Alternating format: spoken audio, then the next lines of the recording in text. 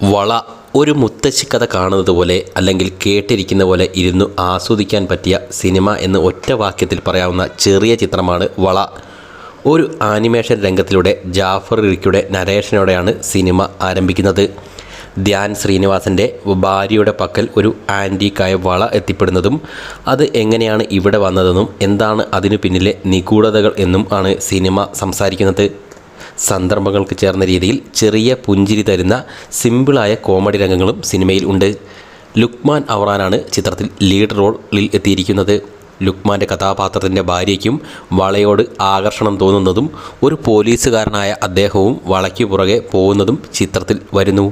ലുക്മാനും ധ്യാനും തമ്മിലുള്ള സ്റ്റണ്ട് രംഗങ്ങളും ചിത്രത്തിലുണ്ട്. ഇവരെ കൂടാതെ ചിത്രത്തിൽ അബൂ സലീം, വിജയരാഘവൻ, ശാന്തി കൃഷ്ണ, നവാസ് വള്ളിക്കുന്ന് തുടങ്ങിയവരും മറ്റു പ്രധാന കഥാപാത്രങ്ങളായി വരുന്നു. വലിയ പ്രതീക്ഷകളോടെ പോകാതെ ഒരു ചെറിയ ഫീൽ ഗുഡ് കഥയൊക്കെ പ്രതീക്ഷിച്ചു പോയാൽ ബോറടിയില്ലാതെ ഒരു കുഞ്ഞു പടം കണ്ടിരിക്കാം. നൈസ്.